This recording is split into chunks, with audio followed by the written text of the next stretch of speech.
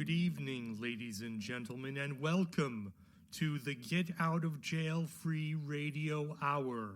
I am your host and guide, Mr. Crispy, speaking to you through uncanny frequencies and sharing with you stories strange, fascinating, and terrifying. The views and opinions expressed on air are solely those of the speaker. The Get Out of Jail Free Radio Hour is an entertainment program, and any similarities to any person living or dead, or any place or events, are entirely coincidental. The Get Out of Jail Free Radio Hour was created except as indicated by Matt Henshaw. Listener discretion is advised. And now, take Mr. Crispy's moldering hand in yours, ignore that tacky fluid under my nails, and join me for the Get Out of Jail Free Radio Hour.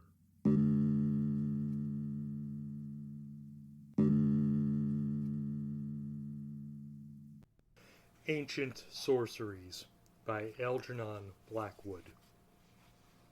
1. There are, it would appear, certain wholly unremarkable persons, with none of the characteristics that invite adventure, who yet once or twice in the course of their smooth lives undergo an experience so strange that the world catches its breath and looks the other way. And it was cases of this kind, perhaps more than any other, that fell into the widespread net of Dr. John Silence, the psychic doctor, and appealing to his deep humanity, to his patience, and to his great qualities of spiritual sympathy, led often to the revelation of problems of the strangest complexity, and of the profoundest possible human interest. Matters that seemed almost too curious and fantastic for belief he loved to trace to their hidden sources. To unravel a tangle in the very soul of things, and to release a suffering human soul in the process, was with him a veritable passion, and the knots he untied were indeed often passing strange. The world, of course, asks for some plausible basis to which it can attach credence, something it can at least pretend to explain. The adventurous type it can understand. Such people carry about with them an adequate explanation of their exciting lives, and their characters obviously drive them into the circumstances which produce the adventures. It expects nothing else from them, and is satisfied. But dull, ordinary folk have no right to out-of-the-way experiences, and the world, having been led to expect otherwise, is disappointed with them, not to say shocked. Its complacent judgment has been rudely disturbed. Such a thing happened to that man? It cries. A commonplace person like that? It is too absurd. There must be something wrong. Yet, there could be no question that something did actually happen to little Arthur Vezin, something of the curious nature he described to Dr. Silence. Outwardly or inwardly it happened beyond a doubt, and in spite of the jeers of his few friends who heard the tale, and observed wisely that such a thing might perhaps have come to Izzard, that crack-brained Izzard, or to that odd fish Minsky, but it could never have happened to commonplace little Vezin, who was foreordained to live and die according to scale. But whatever his method of death was, Vezin certainly did not live according to scale so far as this particular event in his otherwise uneventful life was concerned. And to hear him recount it, and watch his pale, delicate features change, and hear his voice grow softer and more hushed as he proceeded, was to know the conviction that his halting words perhaps failed sometimes to convey. He lived the thing over again each time he told it. His whole personality became muffled in the recital. It subdued him more than ever, so that the tale became a lengthy apology for an experience that he deprecated. he appeared to excuse himself and ask your pardon for having dared to take part in so fantastic an episode. For little Vezin was a timid, gentle, sensitive soul, rarely able to assert himself, tender to man and beast, and almost constitutionally unable to say no, or to claim many things that should rightly have been his. His whole scheme of life seemed utterly remote from anything more exciting than missing a train or losing an umbrella on an omnibus. And when this curious event came upon him, he was already more years beyond 40 than his friends suspected or he cared to admit. John Silence, who heard him speak of his experience more than once, said that he sometimes left out certain details and put in others, yet they were all obviously true. The whole scene was unforgettably cinematographed on to his mind. None of the details were imagined or invented, and when he told the story with them all complete, the effect was undeniable. His appealing brown eyes shone, and much of the charming personality, usually so carefully repressed, came forward and revealed itself. His modesty was always there, of course, but in the telling he forgot the present and allowed himself to appear almost vividly as he lived again in the past of his adventure. He was on the way home when it happened, crossing northern France from some mountain trip or other where he buried himself solitary-wise every summer. He had nothing but an unregistered bag in the rack, and the train was jammed in suffocation, most of the passengers being unredeemed holiday English. He disliked them not because they were his fellow countrymen, but because they were noisy and obtrusive, obliterating with their big limbs and tweed clothing all the quieter tints of the day that brought him satisfaction and enabled him to melt into insignificance and forget that he was anybody. These English clashed about him like a brass band, making him feel vaguely that he ought to be more self-assertive and obstreperous, and that he did not claim insistently enough all kinds of things that he didn't want and that were really valueless, such as corner seats, windows up or down, and so forth.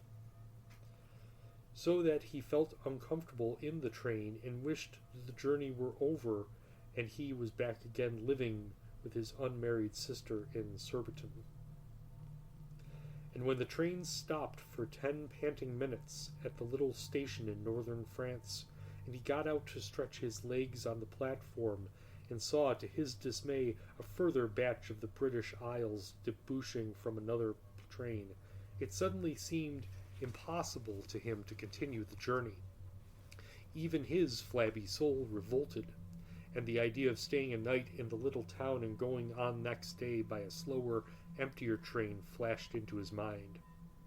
The guard was already shouting "En voiture," and the corridor of his compartment was already packed when the thought came to him.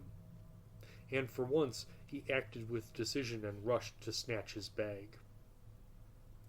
Finding the corridor and steps impassable, he tapped at the window, for he had a corner seat, and begged the Frenchman who sat opposite to hand his luggage out to him, explaining in his wretched French that he intended to break the journey there. And this elderly Frenchman, he declared, gave him a look half of warning, half of reproach, that to his dying day he could never forget, handed the bag through the window of the moving train, and at the same time poured into his ears a long sentence, spoken rapidly and low, of which he was able to comprehend only the last few words: "A cause du sommeil et a cause des chats."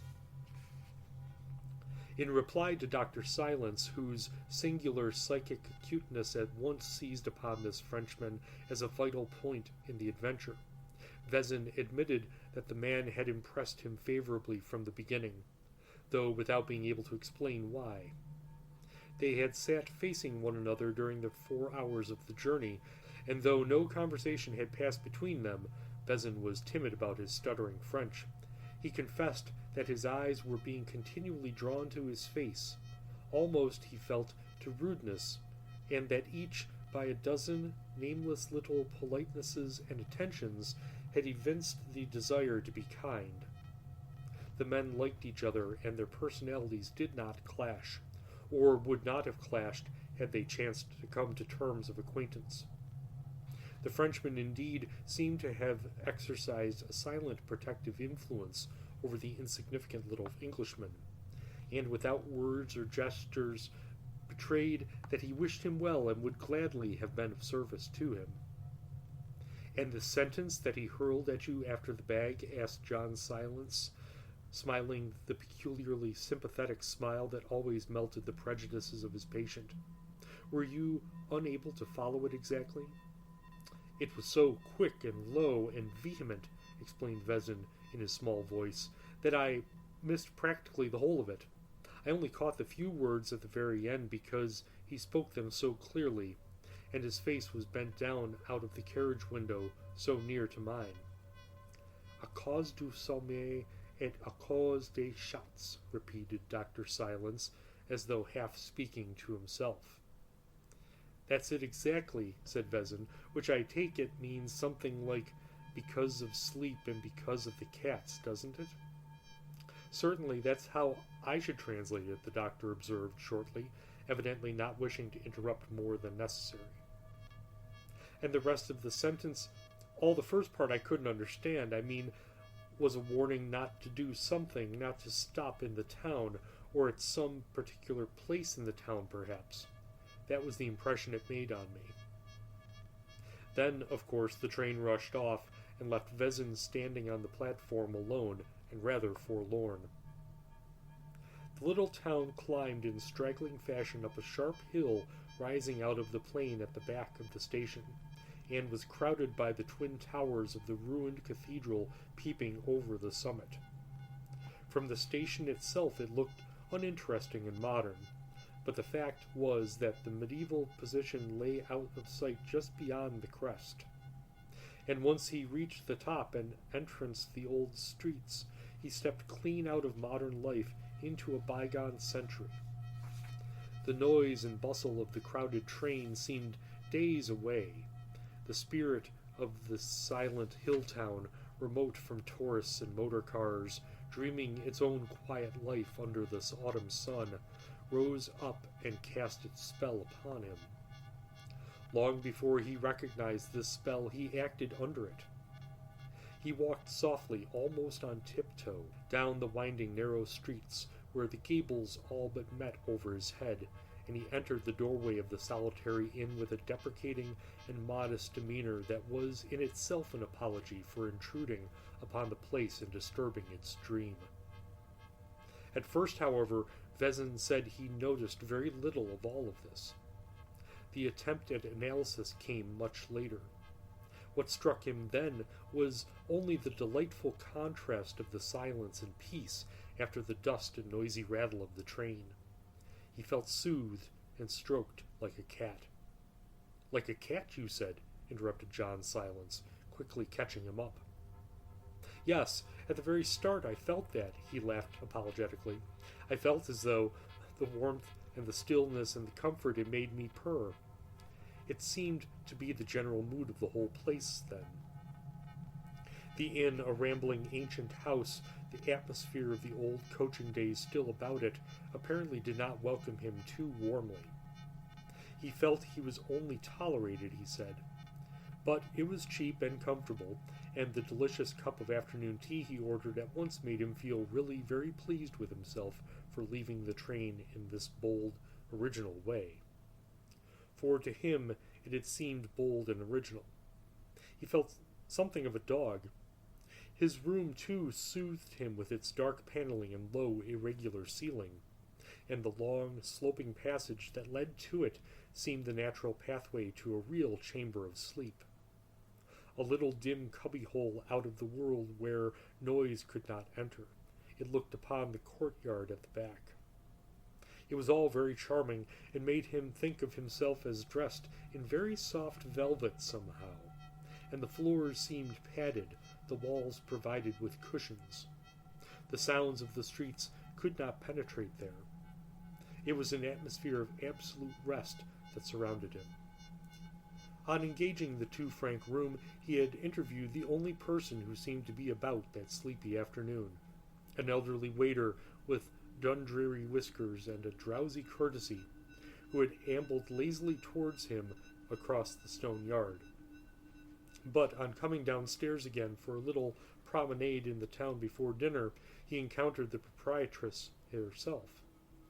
She was a large woman whose hands, feet, and features seemed to swim towards him out of a sea of person. They emerged, so to speak. But she had great, dark, vivacious eyes that counteracted the bulk of her body and betrayed the fact that in reality she was both vigorous and alert. When he first caught sight of her, she was knitting in a low chair against the sunlight of the wall, and something at once made him see her as a great tabby cat, dozing yet awake, heavily sleepy, and yet at the same time prepared for instantaneous action. A great mouser on the watch occurred to him. She took him in with a single comprehensive glance that was polite without being cordial. Her neck, he noticed, was extraordinarily supple in spite of its proportions, for it turned so easily to follow him, and the head it carried bowed so very flexibly. "But when she looked at me, you know," said Vezin, with that little apologetic smile in his brown eyes, and that faintly deprecating gesture of the shoulders that was characteristic of him, the odd notion came to me that really she had intended to make quite a different movement, and that with a single bound she could have leaped at me across the width of that stone yard and pounced upon me like some huge cat upon a mouse. He laughed a soft little laugh, and Dr. Silence made a note in his book without interrupting, while Vezin proceeded in a tone as though he feared he had already told too much, and more than we could believe. Very soft, yet very active she was for all her size and mass, and I felt she knew what I was doing even after I had passed and was behind her back.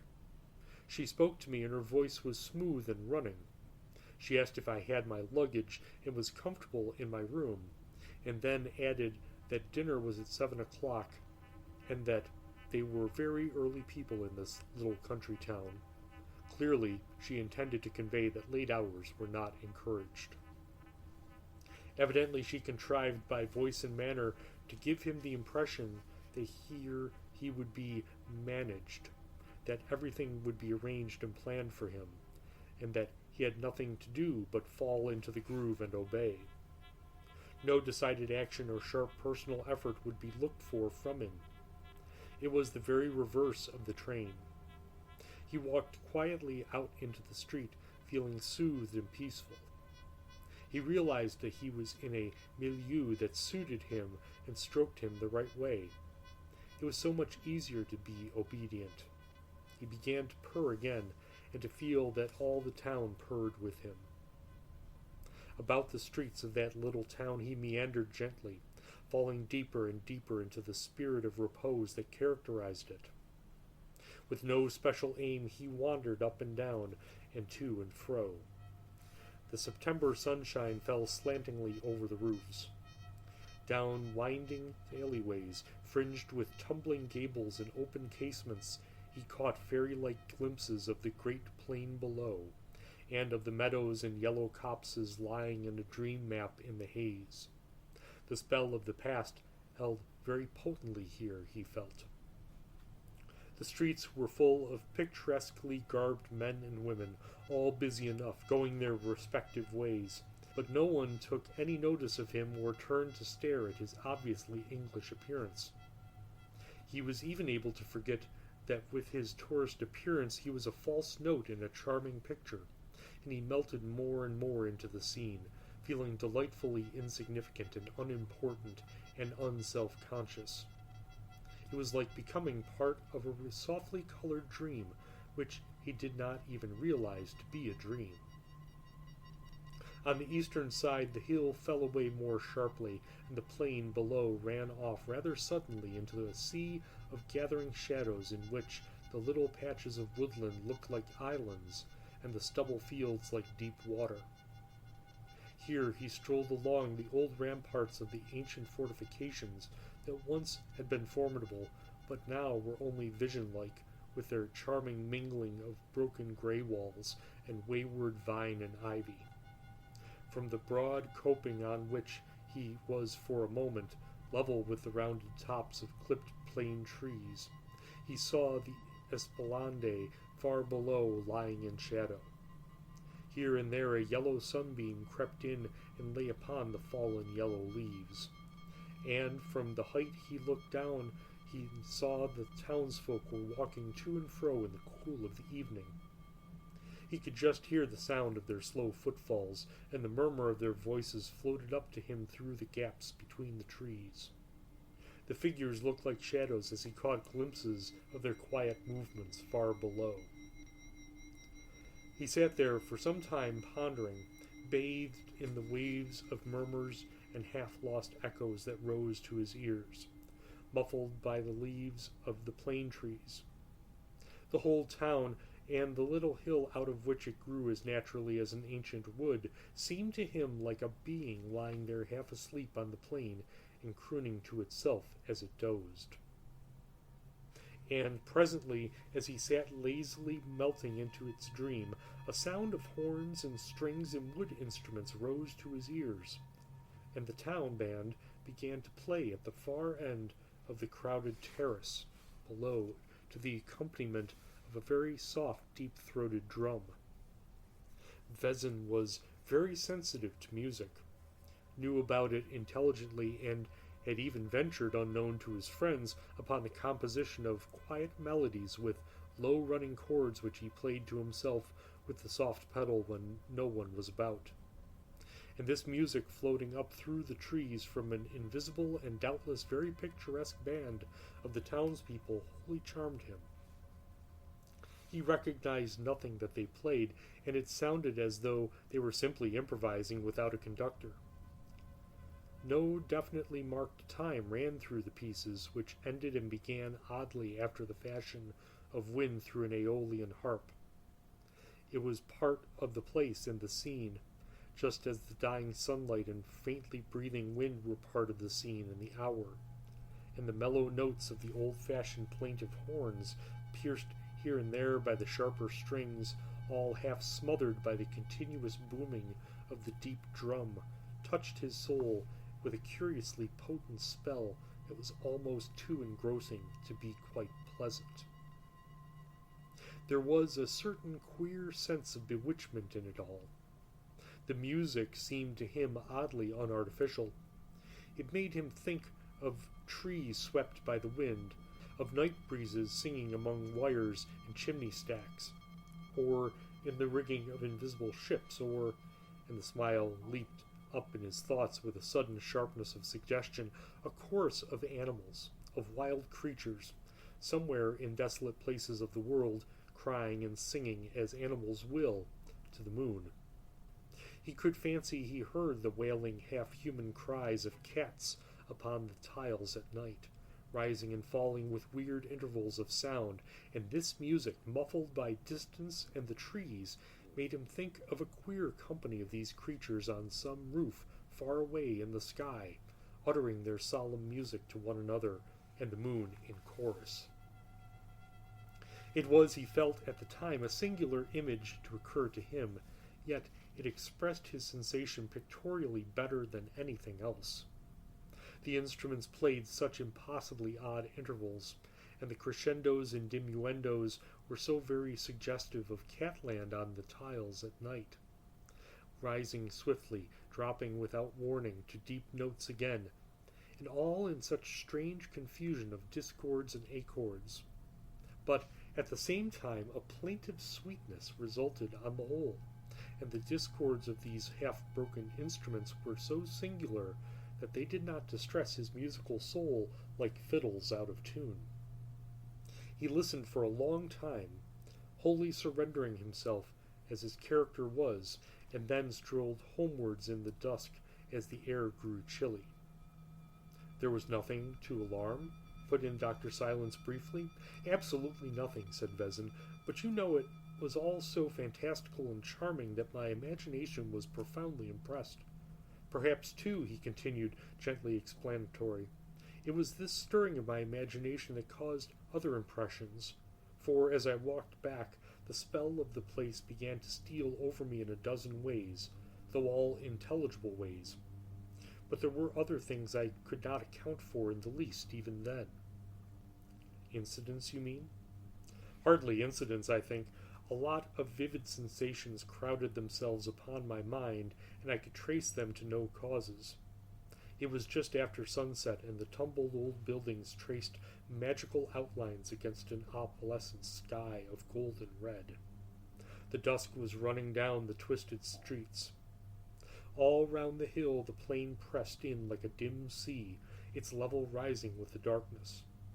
The spell of this kind of scene, you know, can be very moving, and it was so that night. Yet I felt that what came to me had nothing directly to do with the mystery and wonder of the scene. Not merely the subtle transformations of the spirit that come with beauty, put in the doctor, noticing his hesitation. Exactly, Fizzen went on, duly encouraged and no longer fearful of our smiles at his expense. The impressions came from somewhere else. For instance, down the busy main street where men and women were bustling home from work, shopping at stalls and barrows, idly gossiping in groups, and all the rest of it, I saw that I aroused no interest, and that no one turned to stare at me as a foreigner and stranger. I was utterly ignored, and my presence among them excited no special interest or attention. And then, quite suddenly, it dawned upon me with conviction that all the time this indifference and inattention were merely feigned. Everybody, as a matter of fact, was watching me closely. Every movement I made was known and observed. Ignoring me was all a pretense, an elaborate pretense. He paused a moment and looked at us to see if we were smiling, and then continued, reassured. It is useless to ask me how I noticed this, because I simply cannot explain it. But the discovery gave me something of a shock.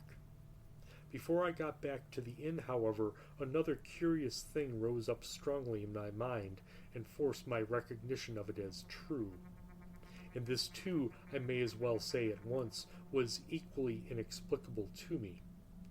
I mean, I can only give you the fact, as fact it was to me. The little man left his chair and stood on the mat before the fire.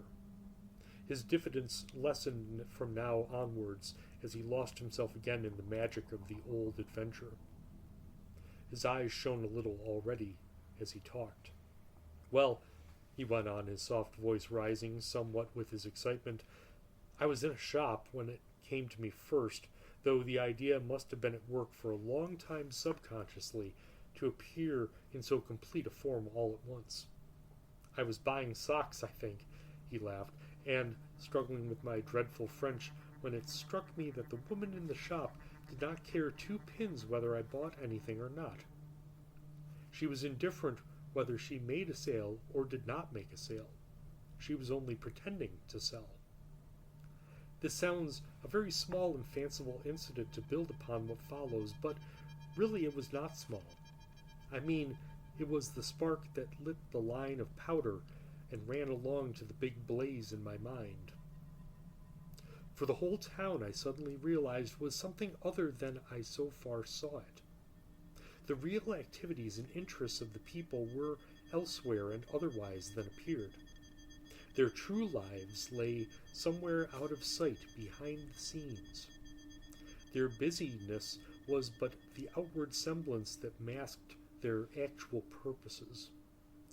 They bought and sold and ate and drank and walked about the streets, yet all the while the main stream of their existence lay somewhere beyond my ken, underground, in secret places. In the shops and at the stalls, they did not care whether I purchased their articles or not. At the inn, they were indifferent to my staying or going. Their life lay remote from my own, springing from hidden, mysterious sources, coursing out of sight, unknown. It was all a great elaborate pretense, assumed possibly for my benefit or possibly for purposes of their own. but the main current of their energies ran elsewhere. I almost felt as an unwelcome foreign substance might be expected to feel when it has found its way into the human system and the whole body organizes itself to eject it or to absorb it. The town was doing this very thing to me. This bizarre notion presented itself forcibly to my mind as I walked home to the inn, and I began busily to wonder wherein the true life of this town could lie, and what were the actual interests and activities of its hidden life. And now that my eyes were partly opened, I noticed other things too that puzzled me, first of which I think was the extraordinary silence of the whole place. Positively, the town was muffled. Although the streets were paved with cobbles, the people moved about silently, softly, with padded feet like cats. Nothing made noise. All was hushed, subdued, muted. The very voices were quiet, low-pitched like purring. Nothing clamorous, vehement, or emphatic seemed to be able to live in the drowsy atmosphere of soft dreaming that soothed this little hill town into its sleep. It was like the woman at the inn, an outward repose screening intense inner activity and purpose. Yet there was no sign of lethargy or sluggishness anywhere about it. The people were active and alert. Only a magical and uncanny softness lay over them all like a spell. Vezin passed his hand across his eyes for a moment, as though the memory had become very vivid. His voice had run off into a whisper, so that we heard that last part with difficulty. He was telling a true thing, obviously, yet something he both liked and hated telling. I went back to the inn, he continued presently in a louder voice, and dined. I felt a strange new world about me. My old world of reality receded. Here, whether I liked it or no, was something new and incomprehensible. I regretted having left the train so impulsively. An adventure was upon me, and I loathed adventures as foreign to my nature. Moreover, this was the beginning apparently of an adventure somewhere deep within me, in a region I could not check or measure, and a feeling of alarm mingled itself with my wonder. Alarm for the stability of what I had for 40 years recognized as my personality. I went upstairs to bed, my mind teeming with thoughts that were unusual to me, and of a rather haunting description. By way of relief, I kept thinking of that nice, prosaic, noisy train and all those wholesome, blustering passengers. I almost wished I were with them again. But my dreams took me elsewhere. I dreamed of cats and soft-moving creatures, and the silence of life in a dim, muffled world beyond the senses. 2. Vezin stayed on from day to day, indefinitely, much longer than he had intended. He felt in a kind of dazed, somnolent condition. He did nothing in particular, but the place fascinated him, and he could not decide to leave. Decisions were always very difficult for him, and he sometimes wondered how he had ever brought himself to the point of leaving the train. It seemed as though someone else must have arranged it for him, and once or twice his thoughts ran to the swarthy Frenchman who had sat opposite. If only he could have understood that long sentence ending so strangely with a cause de sommeil et a cause de chats. He wondered what it all meant. Meanwhile, the hushed softness of the town held him prisoner, and he sought in his muddling, gentle way to find out where the mystery lay and what it was all about. But his limited French and his constitutional hatred of active investigation made it hard for him to buttonhole anybody and ask questions. He was content to observe and watch and remain negative. The weather held on calm and hazy, and this just suited him. He wandered about the town till he knew every street and alley. The people suffered him to come and go without let or hindrance, though it became clearer to him every day that he was never free himself from observation. The town watched him as a cat watches a mouse, and he got no nearer to finding out what they were all so busy with or where the mainstream of their activities lay. This remained hidden. The people were as soft and mysterious as cats. But that he was continually under observation became more evident from day to day. For instance, when he strolled to the end of the town and entered a little green public garden beneath the ramparts and seated himself upon one of the empty benches in the sun, he was quite alone, at first. Not another seat was occupied. The little park was empty, the paths deserted. Yet within 10 minutes of his coming, there must have been fully 20 persons scattered about him, some strolling aimlessly along the gravel walks, staring at the flowers, and others seated on the wooden benches, enjoying the sun like himself. None of them appeared to take any notice of him, yet he understood quite well they had all come there to watch. They kept him under close observation. In the street they had seemed busy enough, hurrying upon various errands, yet these were suddenly all forgotten, and they had nothing to do but loll and laze in the sun, their duties unremembered. 5 minutes after he left, the garden was again deserted, the seats vacant. But in the crowded street it was the same thing again. He was never alone. He was ever in their thoughts. By degrees, too, he began to see how it was he was so cleverly watched, yet without the appearance of it.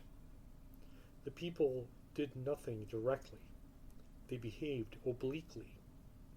He laughed in his mind as the thought thus clothed itself in words, but the phrase exactly described it. They looked at him from angles which naturally should have led their sight in another direction altogether. Their movements were oblique, too, so far as these concerned himself. The straight, direct thing was not their way, evidently. They did nothing, obviously. If he entered a shop to buy, the woman walked instantly away and busied herself with something at the further end of the counter, though answering at once when he spoke, showing that she knew he was there and that this was only her way of attending to him. It was the fashion of the cat she followed. Even in the dining room of the inn, the bewhiskered and courteous waiter, lithe and silent in all his movements, never seemed able to come straight to his table for an order or a dish. He came by zigzags, indirectly, vaguely, so that he appeared to be going to another table altogether, and only turned suddenly at the last moment and was there beside him. Vezin smiled curiously to himself as he described how he began to realize these things. Other tourists there were none in the hostel, but he recalled the figures of 1 or 2 old men, inhabitants, who took their déjeuner and dinner there, and remembered how fantastically they entered the room in similar fashion. First, they paused in the doorway peering about the room, and then, after a temporary inspection, they came in, as it were sideways, keeping close to the walls so that he wondered which table they were making for, and at the last minute making almost a little quick run to their particular seats. And again he thought of the ways and methods of cats. Other small incidents, too, impressed him as all part of this queer, soft town with its muffled, indirect life, for the way some of the people appeared and disappeared with extraordinary swiftness puzzled him exceedingly. It may have been all perfectly natural, he knew, yet he could not make it out how the alleys swallowed them up and shot them forth in a second of time, when there were no visible doorways or openings near enough to explain the phenomenon. Once he followed 2 elderly women who he felt had been particularly examining him from across the street, quite near the inn this was, and saw them turn the corner a few feet only in front of him. Yet, when he sharply followed on their heels, he saw nothing but an utterly deserted alley stretching in front of him with no sign of a living thing. And the only opening which they could have escaped was a porch some 50 yards away, which not the swiftest human runner could have reached in time. And in just such sudden fashion people appeared where he never expected them. Once when he heard a great noise of fighting going on behind a low wall, he hurried up to see what was going on. What should he see but a group of girls and women engaged in vociferous conversation, which instantly hushed itself to the normal whispering note of the town when his head appeared over the wall. And even then, none of them turned to look at him directly, but slunk off with the most unaccountable rapidity into doors and sheds across the yard. And their voices, he thought, had sounded so strangely like the angry snarling of fighting animals, almost of cats. The whole spirit of the town, however, continued to evade him as something elusive, protean, screened from the outer world, and at the same time intensely, genuinely vital. And since he now formed part of its life, this concealment puzzled and irritated him more. It began rather to frighten him. Out of the mists that slowly gathered about his ordinary surface thoughts, there rose again the idea that the inhabitants were waiting for him to declare himself, to take an attitude, to do this or to do that, and that when he had done so, they in their turn would at length make some direct response, accepting or rejecting him. Yet the vital matter concerning which his decision was awaited came no nearer to him. Once or twice he purposely followed little processions or groups of the citizens in order to find out, if possible, on what purpose they were bent. But they always discovered him in time, and dwindled away, each individual going his or her own way. It was always the same. He never could learn what their main interest was. The cathedral was ever empty, the old church of St. Martin at the other end of town deserted. They shopped because they had to, and not because they wished to. The booths stood neglected, the stalls unvisited, the little cafes desolate. Yet the streets were always full, the townsfolk ever on the bustle. Can it be, he thought to himself, yet with a deprecating laugh, that he should have dared to think anything so odd? Can it be that these people are people of the twilight, that they live only at night their real life, and come out honestly only with the dusk, that during the day they make a sham through brave pretense, and after the sun is down their true life begins?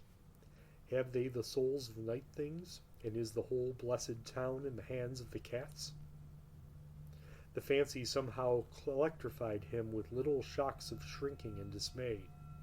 Yet, though he affected to laugh, he knew that he was beginning to feel more than uneasy, and that strange forces were tugging with 1,000 invisible cords at the very center of his being. Something utterly remote from his ordinary life, something that had not waked for years, began faintly to stir in his soul, sending feelers abroad into his brain and heart, shaping queer thoughts and penetrating even into certain of his minor actions. Something exceedingly vital to himself, to his soul, hung in the balance. And always when he returned to the inn about the hour of sunset, he saw the figures of the townsfolk stealing through the dusk from their shop doors, moving sentry-wise to and fro at the corners of the streets, yet always vanishing silently like shadows at his near approach. And as the inn invariably closed its doors at 10 o'clock, he had never yet found the opportunity he rather half-heartedly sought to see for himself. What account the town could give of itself at night. A cause du sommeil et a cause des chats. The words now rang in his ears more and more often, though still as yet without any definite meaning. Moreover, something made him sleep like the dead. 3. It was, I think, on the 5th day, though in this detail his story somewhat varied, that he made a definite discovery which increased his alarm and brought him up to a rather sharp climax. Before that, he had already noticed that a change was going forward and certain subtle transformations being brought about in his character which modified several of his minor habits, and he had affected to ignore them. Here, however, was something he could no longer ignore, and it startled him. At the best of times, he was never very positive, always negative rather, compliant and acquiescent, yet when necessity arose, he was capable of reasonably vigorous action and could take a strongish decision. The discovery he now made that brought him up with such a sharp turn was that this power had positively dwindled to nothing. He found it impossible to make up his mind, for on this fifth day he realized that he had stayed long enough in the town and that for reasons he could only vaguely define to himself, it was wiser and safer that he should leave. And he found he could not leave. This is difficult to describe in words, and it was more by gesture and the expression of his face that he conveyed to Dr. Silence the state of impotence he had reached. All this spying and watching, he said, had as it were spun a net about his feet so that he was trapped and powerless to escape. He felt like a fly that had blundered onto the intricacies of a great web. He was caught, imprisoned, and could not get away. It was a distressing sensation. A numbness had crept over his will till it had become almost incapable of decision. The mere thought of vigorous action towards escape, began to terrify him. All the currents of his life had turned inwards upon himself, striving to bring to the surface something that lay buried almost beyond reach, determined to force his recognition of something he had long forgotten years upon years, centuries almost ago. It seemed as though a window deep within his being would presently open and reveal an entirely new world, yet somehow a world that was not unfamiliar. Beyond that again he fancied a great curtain hung, and when that too rolled up, he would see still farther into this region, and at last understand something of the secret life of these extraordinary people. Is this why they wait and watch, he asked himself with rather a shaking heart, for the time when I shall join them, or refuse to join them? Does the decision rest with me after all, and not with them? And it was at this point that the sinister character of the adventure first really declared itself, and he became genuinely alarmed. The stability of his rather fluid little personality was at stake, he felt, and something in his heart turned coward. Why, otherwise, should he have suddenly taken to walking stealthily, silently, making as little sound as possible, forever looking behind him? Why else should he have moved almost on tiptoe about the passages of the practically deserted inn, and when he was abroad have found himself deliberately taking advantage of what cover presented itself? And why, if he was not afraid, should the wisdom of staying indoors after sundown have suddenly occurred to him as eminently desirable? Why indeed? And when John Silence gently pressed him for an explanation of these things, he admitted apologetically that he had none to give. It was simply that I feared something might happen to me unless I kept a sharp lookout. I felt afraid. It was instinctive, was all he could say. I got the impression that the whole town was after me, wanted me for something, and that if it got me, I should lose myself, or at least the self I knew, in some unfamiliar state of consciousness. But I'm not a psychologist, you know, he added meekly, and I cannot define it better than that. It was while lounging in the courtyard half an hour before the evening meal that Vezin made this discovery, and he at once went upstairs to his quiet room at the end of the winding passage to think it over alone. In the yard it was empty enough, true, but there was always the possibility that the big woman whom he dreaded would come out of some door with her pretense of knitting to sit and watch him. This had happened several times, and he could not endure the sight of her. He still remembered his original fancy, bizarre though it was, that she would spring upon him the moment his back was turned and land with one single crushing leap upon his neck. Of course, it was nonsense, but then it haunted him, and once an idea begins to do that, it ceases to be nonsense. It has clothed itself in reality. He went upstairs accordingly. It was dusk, and the oil lamps had not yet been lit in the passages. He stumbled over the uneven surface of the ancient flooring, passing the dim outlines of doors along corridors, doors that he had never once seen opened, rooms that never seemed occupied. He moved, as his habit now was, stealthily and on tiptoe. Halfway down the last passage to his own chamber there was a sharp turn, and it was just here, while groping round the walls with outstretched hands, that his fingers touched something that was not wall, something that moved. It was soft and warm in texture, indescribably fragrant, and about the height of his shoulder, and he immediately thought of a furry, sweet-smelling kitten. The next minute he knew it was something quite different. Instead of investigating, however, his nerves must have been too overwrought for that, he said. He shrank back as closely as possible against the wall on the other side. The thing, whatever it was, slipped past him with a sound of rustling, and retreating with light footsteps down the passage behind him, was gone. A breath of warm, scented air was wafted into his nostrils. Vezin caught his breath for an instant and paused, stock still, half leaning against the wall, and then almost ran down the remaining distance and entered his room with a rush, locking the door hurriedly behind him.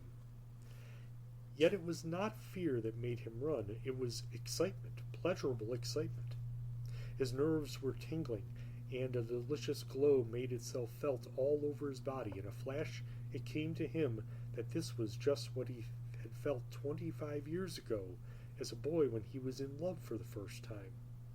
Warm currents of life ran all over him and mounted to his brain in a whirl of soft delight. His mood was suddenly become tender, melting, loving. The room was quite dark, and he collapsed upon the sofa by the window, wondering what had happened to him and what it all meant. But the only thing he understood clearly in that instant was that something in him had swiftly, magically changed. He no longer wished to leave, or to argue with himself about leaving. The encounter in the passageway had changed all that. The strange perfume of it still hung about him, bemusing his heart and mind. For he knew that it was a girl who had passed him, a girl's face that his fingers had brushed in the darkness, and he felt in some extraordinary way as though he had been actually kissed by her, kissed full upon the lips. Trembling, he sat upon the sofa by the window and struggled to collect his thoughts. He was utterly unable to understand how the mere passing of a girl in the darkness of a narrow passageway could communicate so electric a thrill to his whole being that he still shook with the sweetness of it. Yet there it was, and he found it as useless to deny as to attempt analysis. Some ancient fire had entered his veins, and now ran coursing through his blood, and that he was 45 instead of 20 did not matter one little jot. Out of all the inner turmoil and confusion emerged the one salient fact that the mere atmosphere, the mere casual touch of the girl, unseen, unknown in the darkness, had been sufficient to stir dormant fires in the center of his heart, and rouse his whole being from the state of feeble sluggishness to one of tearing and tumultuous excitement. After a time, however, the number of Vezin's years began to assert their cumulative power. He grew calmer, and when a knock came at length upon his door, and he heard the waiter's voice suggesting that dinner was nearly over, he pulled himself together and slowly made his way downstairs into the dining room. Everyone looked up as he entered, for he was very late, but he took his customary seat in the far corner and began to eat. The trepidation was still in his nerves, but the fact that he had passed through the courtyard and hall without catching sight of a petticoat served to calm him a little. He ate so fast that he had almost caught up with the current stage of the table d'hôte, when a slight commotion in the room drew his attention. His chair was so placed that the door and the greater portion of a long salle à manger were behind him. Yet it was not necessary to turn round to know that the same person he had passed in the dark passage had now come into the room. He felt the presence long before he heard or saw anyone. Then he became aware that the old men, the only other guests, were rising one by one in their places and exchanging greetings with someone who passed among them from table to table. And when at length he turned, with his heart beating furiously to ascertain for himself, he saw the form of a young girl, lithe and slim, moving down the center of the room and making straight for his own table in the corner. She moved wonderfully, with sinuous grace like a young panther, and her approach filled him with such delicious bewilderment that he was utterly unable to tell at first what her face was like, or discover what it was about the whole presentiment of the creature that filled him anew with trepidation and delight. "Ah, mademoiselle est de retour," he heard the old waiter murmur at his side, and he was just able to take in that she was the daughter of the proprietress, when she was upon him, and he heard her voice. She was addressing him. Something of red lips he saw, and laughing white teeth, and stray wisps of fine dark hair about the temples. But all the rest was a dream in which his own emotion rose like a thick cloud before his eyes and prevented his seeing accurately or knowing exactly what he did. He was aware that she greeted him with a charming little bow, that her beautiful large eyes looked searchingly into his own, that the perfume he had noticed in the dark passage again assailed his nostrils, and that she was bending a little towards him and leaning with one hand on the table at his side. She was quite close to him. That was the chief thing he knew, explaining that she had been asking after the comfort of her mother's guests, and was now introducing herself to the latest arrival, himself. "Monsieur has already been here a few days," he heard the waiter say, and then her own voice, sweet as singing, replied, "Ah, but Monsieur is not going to leave us just yet, I hope. My mother is too old to look after the comfort of our guests properly, but now I am here, I will remedy all that." She laughed deliciously. "Monsieur shall be well looked after." Vezin, struggling with his emotion and desire to be polite, half rose to acknowledge the pretty speech and to stammer some sort of reply. But as he did so, his hand by chance touched her own that was resting upon the table, and a shock that was for all the world like a shock of electricity passed from her skin into his body. His soul wavered and shook deep within him.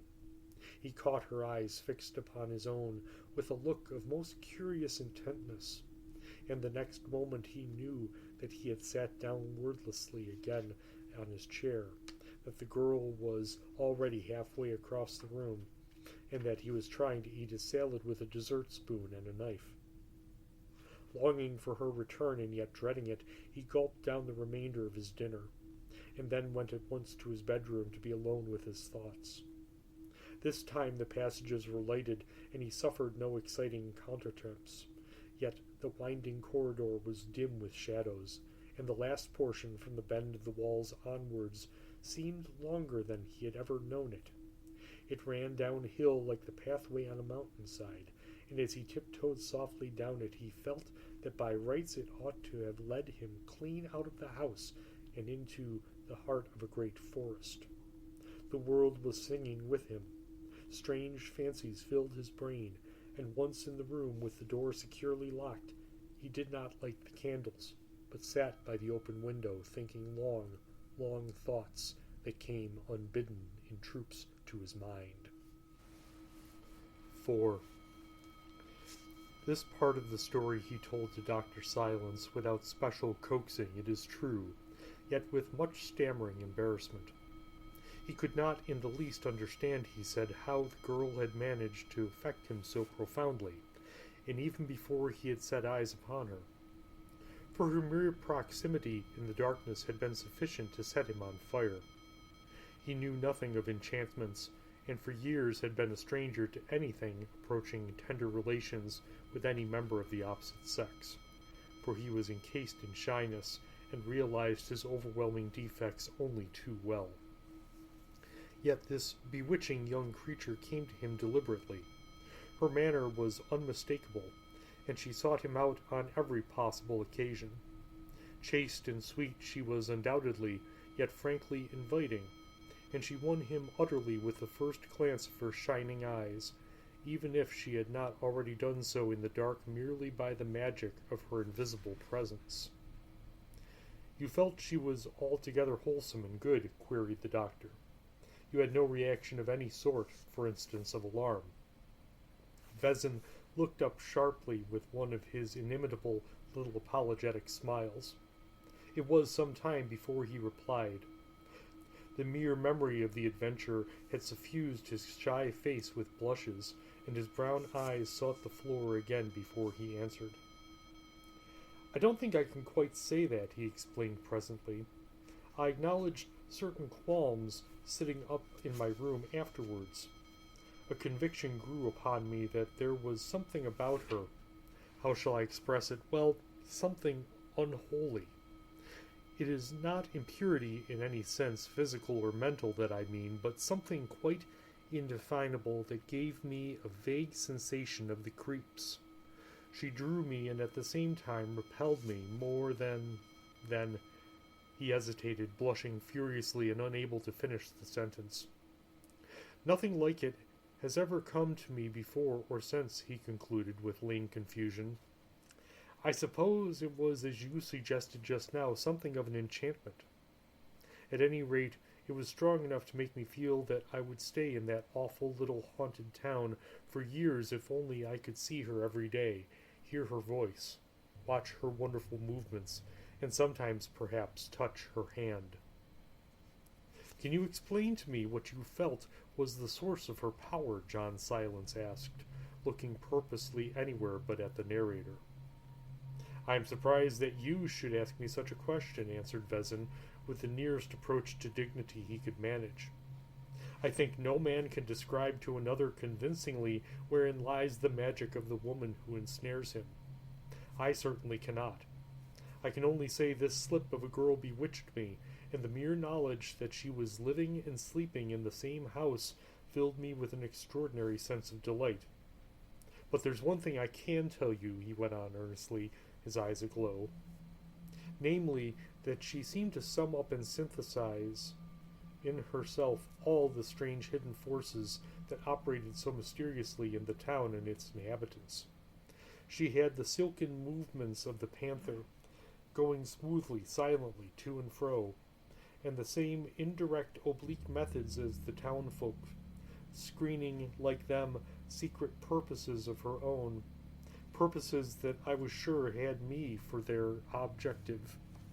She kept me, to my terror and delight, ceaselessly under observation, yet so carelessly, so consummately, that another man less sensitive, if I may say so," he made a deprecating gesture, "or less prepared by what had gone before, would never have noticed it at all.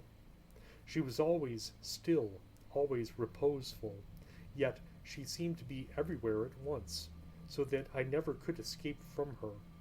I was continually meeting the stare and laughter of her great eyes, in the corners of the rooms, in the passages, calmly looking at me through the windows, or in the busiest parts of the public streets. Their intimacy, it seems, grew very rapidly after this first encounter, which had so violently disturbed the little man's equilibrium. He was naturally very prim, and prim folk live mostly in so small a world that anything violently unusual may shake them clean out of it, and they therefore instinctively distrust originality. But Vezin began to forget his primness after a while. The girl was always modestly behaved, and as her mother's representative she naturally had to do with the guests in the hotel. It was not out of the way that a spirit of camaraderie should spring up.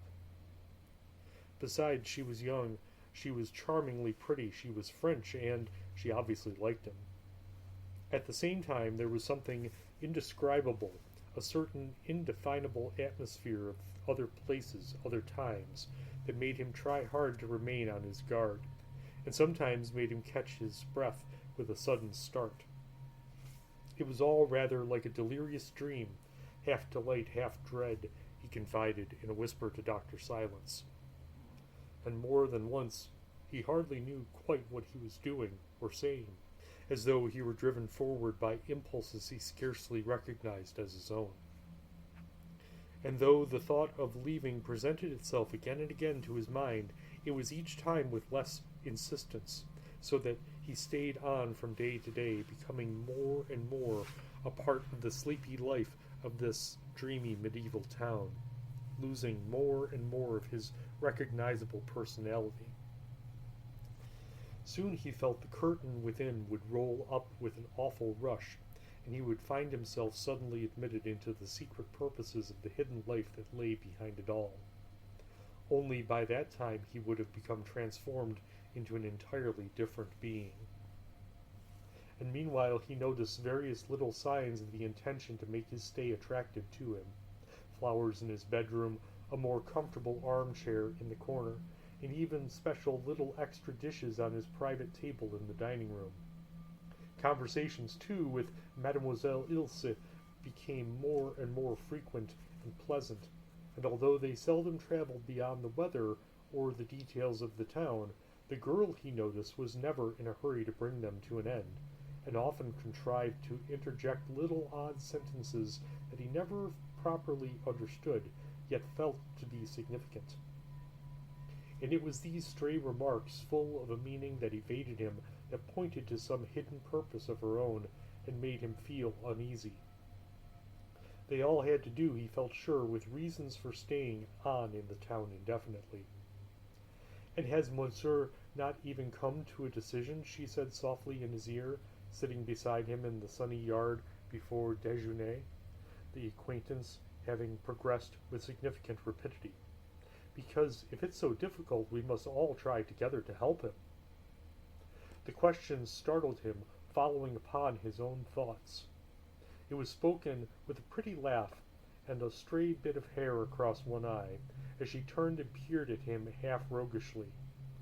Possibly he did not quite understand the French of it, for her near presence always confused his small knowledge of the language distressingly. Yet the words and her manner, and something else that lay behind it all in her mind, frightened him. It gave such point to his feeling that the town was waiting for him to make his mind up on some important matter. At the same time, her voice and the fact that she was there so close beside him in her soft dark dress thrilled him inexpressibly. "It is true I find it difficult to leave," he stammered, losing his way deliciously in the depths of her eyes, and especially now that Mademoiselle Ilse has come. He was surprised at the success of his sentence, and quite delighted with the little gallantry of it. But at the same time he could have bitten his tongue off for having said it. "Then, after all, you like our little town, or you would not be pleased to stay on," she said, ignoring the compliment. "I am enchanted with it, and enchanted with you," he cried, feeling that his tongue was somehow slipping beyond the control of his brain, and he was on the verge of saying all manner of other things of the wildest description, when the girl sprang lightly up from her chair beside him and made to go. "It is soupe à la gognon today," she cried, laughing back at him through the sunlight, "and I must go and see about it. Otherwise, you know, Monsieur will not enjoy his dinner, and then perhaps he will leave us." He watched her cross the courtyard, moving with all the grace and lightness of the feline race, and her simple black dress clothed her, he thought, exactly like the fur of the same supple species. She turned once to laugh at him from the porch with the glass door, and then stopped a moment to speak to her mother, who sat sitting as usual in her corner seat just inside the hallway. But how was it then that the moment his eye fell upon this ungainly woman, the pair of them appeared suddenly as other than they were? Whence came that transforming dignity and sense of power that enveloped them both as by magic? What was it about that massive woman that made her appear instantly regal, and set her on a throne in some dark and dreadful scenery, wielding a scepter over the red glare of some tempestuous orgy? And why did this slender stripling of a girl, graceful as a willow, lithe as a young leopard, assume suddenly an air of sinister majesty, and move with flame and smoke about her head and the darkness of night beneath her feet? Vezin caught his breath and sat there transfixed. Then, almost simultaneously with its appearance, the queer notion vanished again, and the sunlight of day caught them both, and he heard her laughing to her mother about the soup de l'oignon, and saw her glancing back at him over her dear little shoulder with a smile that made him think of a dew-kissed rose bending lightly before summer airs.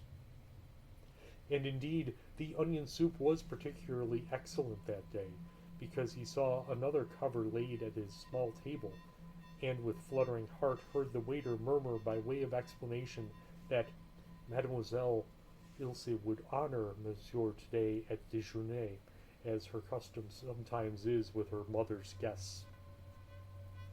So actually she sat by him all through that delirious meal, talking quietly to him in easy French, seeing that he was well looked after, mixing the salad dressing and even helping him with her own hand. And later in the afternoon, while he was smoking in the courtyard, longing for a sight of her as soon as her duties were done, she came again to his side, and when he rose to meet her, she stood facing him a moment, full of a perplexing sweet shyness before she spoke. "My mother thinks you ought to know more of the beauties of our little town, and I think so too. Would Monsieur like me to be his guide, perhaps?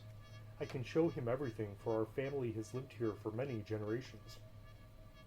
She had him by the hand, indeed, before he could find a single word to express his pleasure, and led him all unresisting out into the street, yet in such a way that it seemed perfectly natural she should do so, and without the faintest suggestion of boldness or immodesty.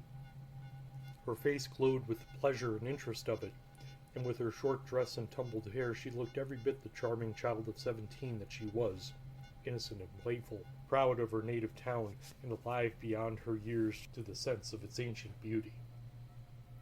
And so they went over the town together, and she showed him what she considered its chief interest, the tumble-down old house where her forebears had lived, the somber, aristocratic-looking mansion where her mother's family dwelt for centuries, and the ancient marketplace where several hundred years before the witches had been burnt by the score. She kept up a lively running stream of talk about it all, of which he understood not a 50th part as he trudged along by her side, cursing his 45 years and feeling all the yearnings of his early manhood revive and jeer at him.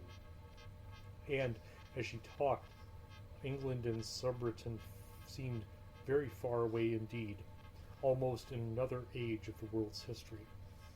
Her voice touched something immeasurably old in him, something that slept deep. It lulled the surface parts of his consciousness to sleep, allowing what was far more ancient to awaken. Like the town with its elaborate pretense of modern active life, the upper layers of his being became dulled, soothed, muffled, and what lay underneath began to stir in its sleep. That big curtain swayed a little to and fro. Presently it might lift altogether. He began to understand a little better at last. The mood of the town was reproducing itself in him. In proportion as his ordinary external self became muffled, that inner secret life, that was far more real and vital, asserted itself. And this girl was surely the high priestess of it all, the chief instrument of its accomplishment. New thoughts with new interpretations flooded his mind as she walked beside him through the winding streets, while the picturesque old gabled town, softly colored in the sunset, had never appeared to him so wholly wonderful and seductive. And only one curious incident came to disturb and puzzle him, slight in itself but utterly inexplicable, bringing white terror into the child's face and a scream to her laughing lips. He had merely pointed to a column of blue smoke that rose from the burning autumn leaves and made a picture against the red roofs, and had then run to the wall and called her to his side to watch the flames shooting here and there through the heap of rubbish. Yet, at the sight of it, as though taken by surprise, her face had altered dreadfully, and she had turned and run like the wind, calling out wild sentences to him as she ran, of which he had not understood a single word, except that the fire apparently frightened her, and she wanted to get quickly away from it, and to get him away too. Yet 5 minutes later she was as calm and happy again as though nothing had happened to alarm or awaken troubled thoughts in her, and they had both forgotten the incident. They were leaning over the ruined ramparts together, listening to the weird music of the band as he had heard it the first day of his arrival. It moved him again profoundly as it had done before, and somehow he managed to find his tongue and his best French. The girl leaned across the stones close beside him. No one was about. Driven by some remorseless engine within, he began to stammer something he hardly knew what, of his strange admiration for her. Almost at the first word she sprang lightly off the wall and came up smiling in front of him, just touching his knees as he sat there. She was hatless as usual, and the sun caught her hair and one side of her cheek and throat. "Oh, I'm so glad," she cried, clapping her little hands softly in his face. "So very glad, because that means if you like me, you must also like what I do and what I belong to." Already he regretted bitterly having lost control of himself. Something in the phrasing of her sentence chilled him.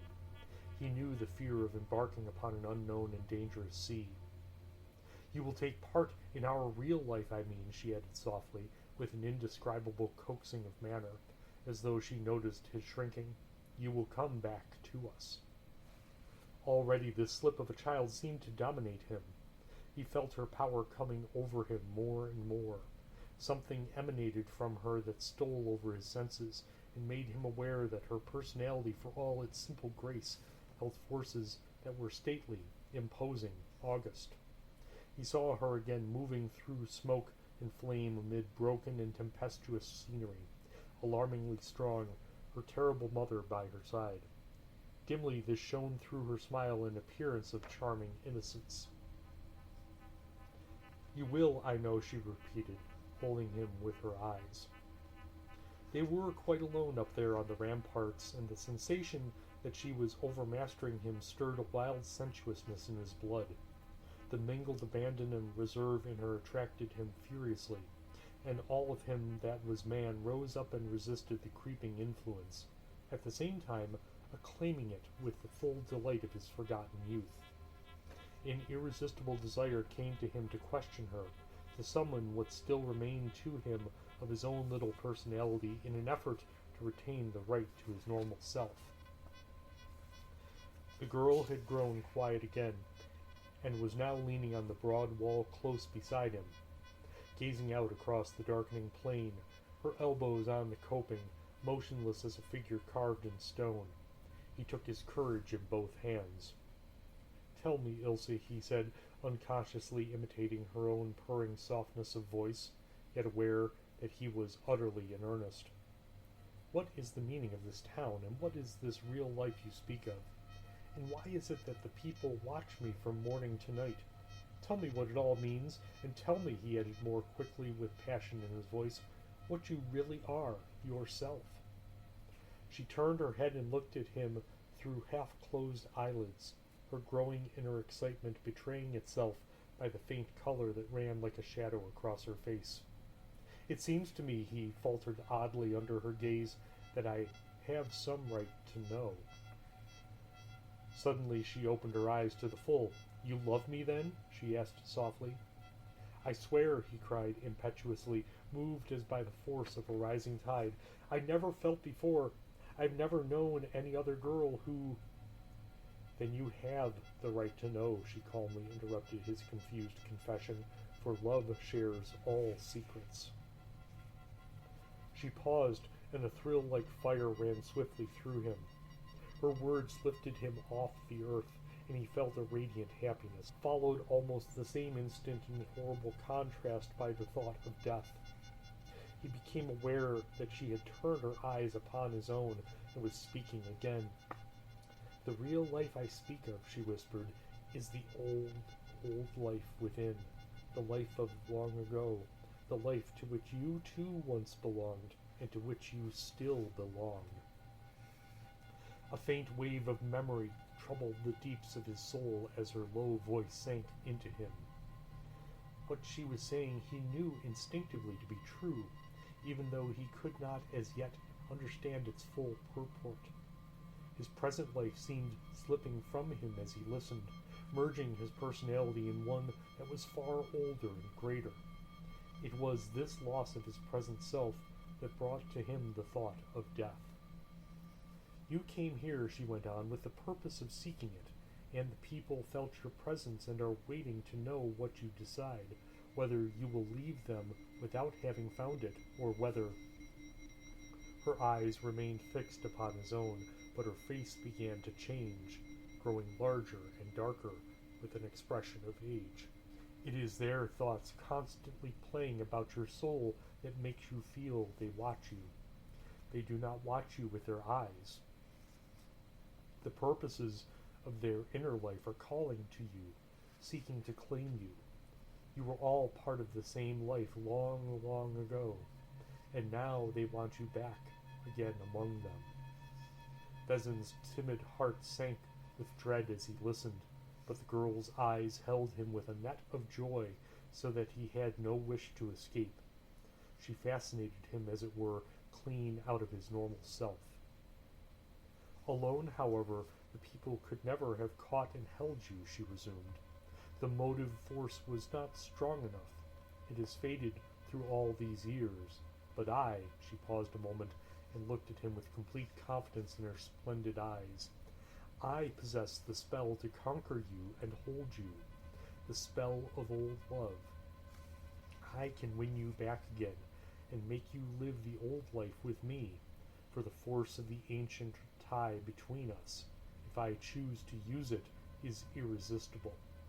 And I do choose to use it. I still want you. And you, dear soul of my dim past, she pressed closer to him, so that her breath passed across his eyes, and her voice positively sang, I mean to have you, for you love me and are utterly at my mercy. Bezen heard and yet did not hear, understood yet did not understand. He had passed into a condition of exaltation. The world was beneath his feet, made of music and flowers, and he was flying somewhere far above it through the sunshine of pure delight. He was breathless and giddy with the wonder of her words. They intoxicated him, and still the terror of it all, the dreadful thought of death, pressed ever present behind her sentences, for flames shot through her voice out of black smoke and licked at his soul. And they communicated with one another, it seemed to him, by a process of swift telepathy, for his French could never have comprehended all he said to her. Yet she understood perfectly, and what she said to him was like the recital of verses long since known, and the mingled pain and sweetness of it as he listened were almost more than his little soul could hold. Yet I came here wholly by chance, he heard himself saying. No, she cried with passion, you came here because I called to you. I have called to you for years, and you came with the whole force of the past behind you. You had to come, for I own you, and I claim you. She rose again and moved closer, looking at him with a certain insolence in the face, the insolence of power. The sun had set behind the towers of the old cathedral, and the darkness rose up from the plain and enveloped them. The music of the band had ceased.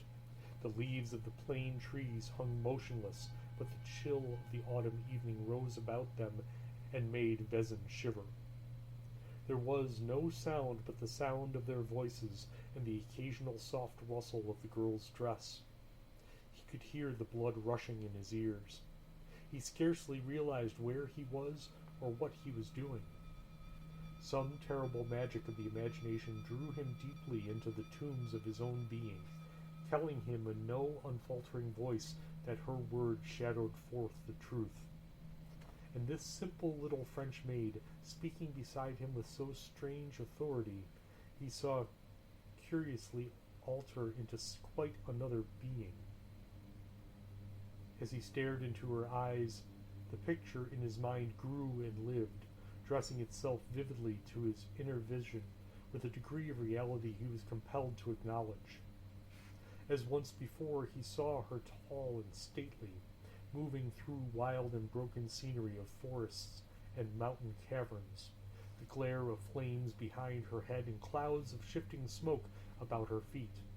Dark leaves encircled her hair, flying loosely in the wind, and her limbs shone through the merest rags of clothing. Others were about her too, and ardent eyes on all sides cast delirious glances upon her, but her own eyes were always for one only, one whom she held by the hand. For she was leading the dance in some tempestuous orgy to the music of chanting voices, and the dance she led circled about a great and awful figure on a throne, brooding over the scene through lurid vapors, while innumerable other wild faces and forms crowded furiously about her in the dance. But the one she held by the hand he knew to be himself, and the monstrous shape upon the throne he knew to be her mother.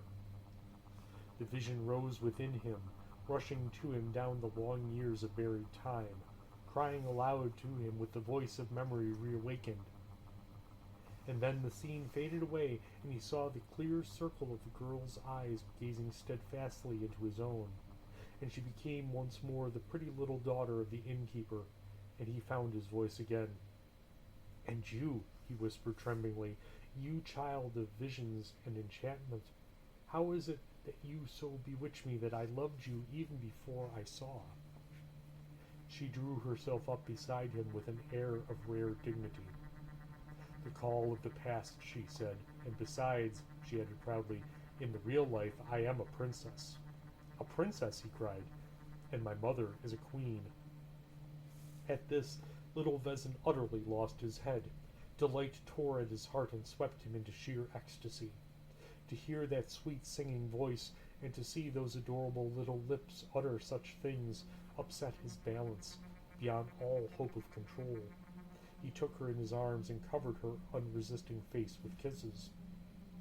But even while he did so, and while the hot passion swept him, he felt that she was soft and loathsome, and that her answering kisses stained his very soul.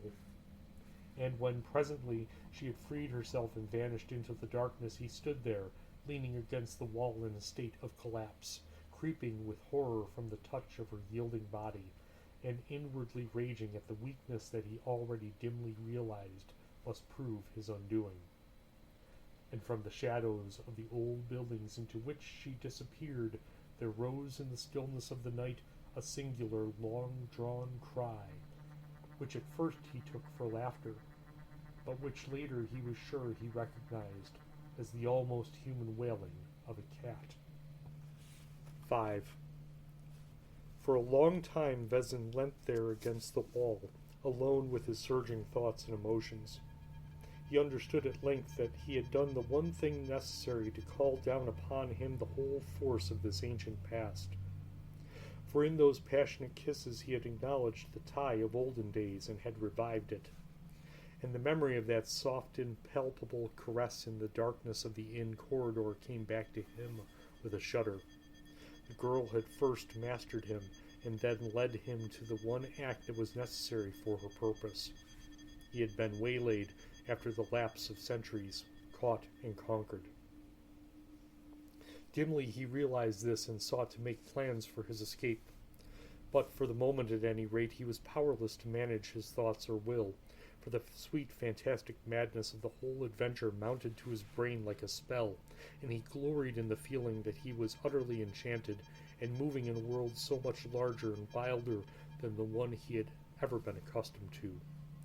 The moon, pale and enormous, was just rising over the sea-like plain, when at last he rose to go. Her slanting rays drew all the houses into new perspective, so that their roofs, already glistening with dew, seemed to stretch much higher into the sky than usual, and their gables and quaint old towers lay far away in its purple reaches. The cathedral appeared unreal in a silver mist. He moved softly, keeping to the shadows, but the streets were all deserted and very silent. The doors were closed, the shutters fastened. Not a soul was astir. The hush of night lay over everything. It was like a town of the dead, a churchyard with gigantic and grotesque tombstones. Wondering where all the busy life of the day had so utterly disappeared to, he made his way to a back door that entered the inn by means of his stables, thinking thus to reach his room unobserved. He reached the courtyard safely and crossed it by keeping close to the shadow of the wall. He sidled down it, mincing along on tiptoe, just as the old men did when they entered the salle à la manger. He was horrified to find himself doing this instinctively. A strange impulse came to him, catching him somehow in the center of his body. An impulse to drop upon all fours and run swiftly and silently. He glanced upwards, and the idea came to him to leap up upon his windowsill overhead instead of going round by the stairs. This occurred to him as the easiest and most natural way. It was like the beginning of some horrible transformation of himself into something else. He was fearfully strung up. The moon was higher now, and the shadows very dark along the side of the street where he moved. He kept among the deepest of them and reached the porch with the glass doors. But here there was light. The inmates, unfortunately, were still about. Hoping to slip across the hall unobserved and reach the stairs, he opened the door carefully and stole in. Then he saw that the hall was not empty. A large dark thing lay against the wall on his left. At first he thought it must be household articles. Then it moved, and he thought it was an immense cat, distorted in some way by the play of light and shadow. Then it rose straight up before him, and he saw that it was the proprietress.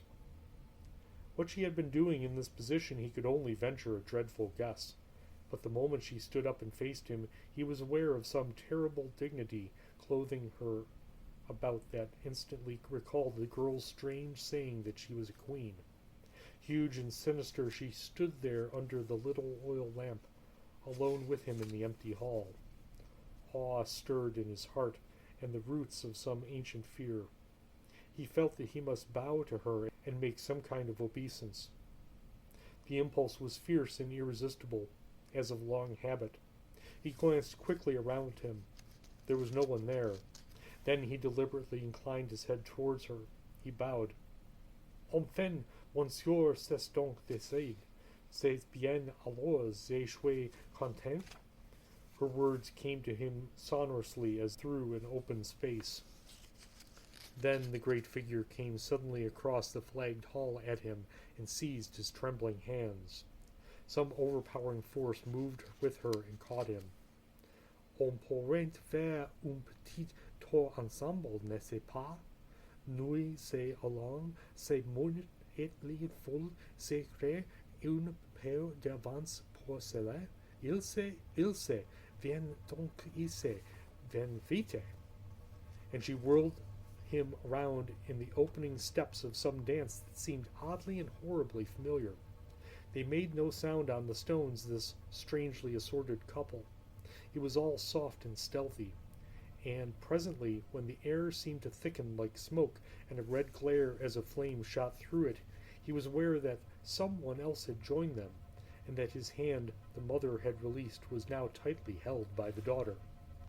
Ilse had come in answer to the call, and he saw her with leaves of vervain twined in her dark hair, clothed in tattered vestiges of some curious garment, beautiful as the night, and horribly, odiously, loathsomely seductive. "To the Sabbath! To the Sabbath!" they cried. "On to the witches' Sabbath!" Up and down that narrow hall they danced, the women on each side of him, to the wildest measure he had ever imagined, yet which he dimly, dreadfully remembered, till the lamp on the wall flickered and went out, and they were left in total darkness. And the devil woke in his heart with 1,000 vile suggestions and made him afraid. Suddenly they released his hand, and he heard the voice of the mother cry that it was time, and they must go. Which way they went he did not pause to see. He only realized that he was free, and he blundered through the darkness till he found the stairs, and then tore up them to his room, and though all hell was at his heels. He flung himself on the sofa, with his face in his hands, and groaned. Swiftly reviewing a dozen ways of immediate escape, all equally impossible, he finally decided that the only thing to do for the moment was to sit quiet and wait. He must see what was going to happen. At least in the privacy of his own bedroom, he would be fairly safe. The door was locked. He crossed over and softly opened the window which gave upon the courtyard and also permitted a partial view of the hall through the glass doors. And as he did so, the hum and murmur of a great activity reached his ears from the streets beyond, the sound of footsteps and voices muffled by distance. He leaned out cautiously and listened. The moonlight was clear and strong now, but his own window was in shadow, the silver disk being still behind the house. It came to him irresistibly that the inhabitants of the town, who a little while before had all been invisible behind closed doors, were now issuing forth, busy upon some secret and unholy errand. He listened intently. At first everything about him was silent, but soon he became aware of movements going on in the house itself. Rustlings and cheepings came to him across that still moonlit yard. A concourse of living beings sent the hum of their activity into the night. Things were on the move everywhere. A biting, pungent odor rose through the air, coming he knew not whence. Presently his eyes became glued to the windows of the opposite wall, where the moonshine fell in a soft blaze. The roof overhead and behind him was reflected clearly in the panes of glass, and he saw the outlines of dark bodies moving with long footsteps over the tiles and along the coping. They passed swiftly and silently, shaped like immense cats, in an endless procession across the pictured glass, and then appeared to leap down to a lower level, where he lost sight of them. He just caught the soft thudding of their leaps. Sometimes their shadows fell upon the white wall opposite, and then he could not make out whether they were the shadows of human beings or of cats. They seemed to change swiftly from one to the other. The transformation looked horribly real, for they leaped like human beings, yet changed swiftly in the air immediately afterwards and dropped like animals. The yard, too, beneath him was now alive with the creeping movements of dark forms, all stealthily drawing him towards the porch with the glass doors. They kept so closely to the wall that he could not determine their actual shape, but when he saw that they passed on to the great congregation that was gathering in the hall, he understood that these were the creatures whose leaping shadows he had first seen reflected in the window panes opposite. They were coming from all parts of the town, reaching the appointed meeting place across the roofs and tiles, and springing from level to level till they came to the yard. Then a new sound caught his ear, and he saw that the windows all about him were being softly opened, and that to each window came a face. A moment later, figures began dropping hurriedly down into the yard, and these figures, as they lowered themselves down from the windows, were human, he saw, but once safely in the yard they fell upon all fours and changed in the swiftest possible second into cats, huge, silent cats. They ran in streams to join the main body in the hall beyond.